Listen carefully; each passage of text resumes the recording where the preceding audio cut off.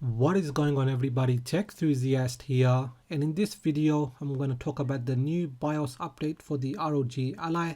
This is version 323. So we have a lot of UX improvements. Firstly, we've got 30 watt support for third-party docks, so you're not going to see the 25 watt anymore. It should show 30 watts. However, I did find that it did not work with the official charger, so you will need a higher output charger like 100 watts. Next, we are able to take the backlight value from 25 nits to 10 nits, so this makes playing in the dark even better. There are improvements for future BIOS updates, so this time the memory assigned to GPU settings shouldn't reset to default. Optimize performance in performance mode when plugged in, and lastly, this hasn't been mentioned on the website, but there are more VRAM sizes, so now you have the option of using 5, 6 or 7 gigabytes. And I have come across a lot of comments saying that 6 gigabytes VRAM is the sweet spot. It's great that we are getting updates, however there is no mention of the micro SD card issues, and also there is no update for the Armory crate.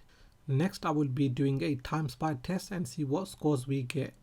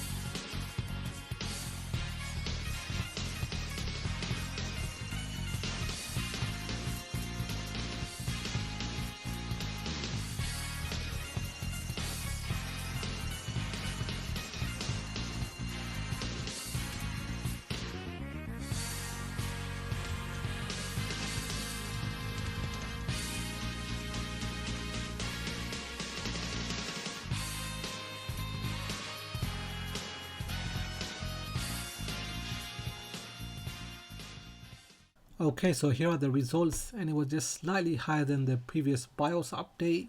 And again, I have seen others get higher scores than me. I'm not sure what they're doing different.